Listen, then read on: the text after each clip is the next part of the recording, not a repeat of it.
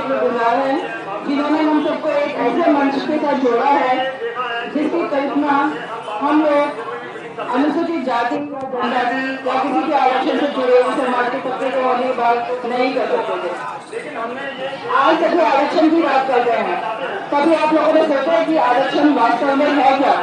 आरक्षण वास्तव में हम लोगों को कुछ सीटें देके, कुछ सीटों को संकुचित करके बाकी 80% और 90% सीटें सामान्य जनरल सीट के लिए ऑक्यूपाई करना, क्या ये आरक्षण हमारे लिए है? ये आरक्षण हमारे लिए नहीं है। हमारी योग्यता और हमारी प्रतिभा को एक छोटे से दायरे में संकुचित कर दिया गया है। ऐसे आरक्षण को हम आरक्षण नहीं कहते। आरक्षण हम लोगों ने खुद के लिए किया हुआ है और हम लोगों को हर बार ये कहा जाता है कि हम आरक्षण की वजह से किसी अपने योग्यता और अपनी प्रतिभा की वजह से किसी सीट पर नहीं जाते, बल्कि आरक्षण की वजह से सीट पर जाते हैं।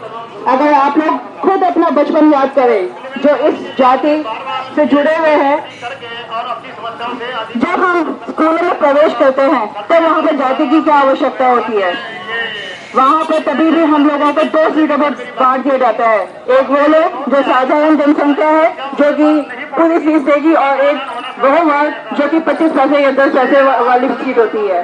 जो एक छोटा सा कोमल मन है, एक बालक है, उसको ये नहीं पता कि उसके माँ बाप का नाम क्या है, लेकिन उसको बताया जाता है कि तुम एक विशेष वर्ग से हो, इसीलिए आप लोग साथ में नहीं बैठ सकते हैं। और जब वो प्रतिभाशाली बच्चा उन्हीं बच्चों के साथ अपने आप को संघर्ष करके आगे बढ़ रहा होता है, तो जब इंस्पेक्शन का टाइम होता है तब उनको लाइन में आगे खड़ा कर दिया जाता है, उनके पंक्ति में आगे खड़ा कर दिया जाता है। और जब उनकी अपनी योग्यता और प्रतिभा के आधार पर कहीं वो अपना सिलेक्शन पाते हैं, तो यही समाज कहता है कि ये अपनी प्रतिभा और योग्यता के आधार पर नहीं, बल्कि अपने आरक्षण के आधार पर आए। ये आरक्षण नहीं है, ये हमें सामाजिक रूप से, मानसिक रूप से हमें कुंठित कर रहा है। हमें ये आरक्षण बिल्कुल कदापि नहीं चाहिए।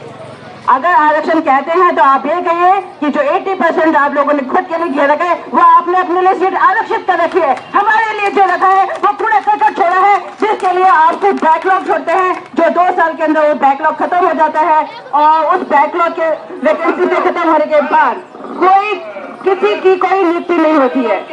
ये क्या आप लोगों ने क्या ये व्यवस्था बना रखी है? आप सरकार से पूछिए। ये बैकलॉग हम लोगों के लिए एक बहुत बड़ा श्राप है। अब जब बैकलॉग की वैकेंसी आती है तो किसके लिए आती है?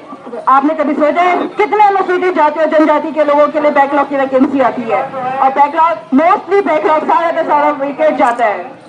और इसके अलावा जब व्यक्ति अपनी प्रतिभा के आधार पर किसी प्रतियोगी परीक्षा में बैठते हैं तो वहां पर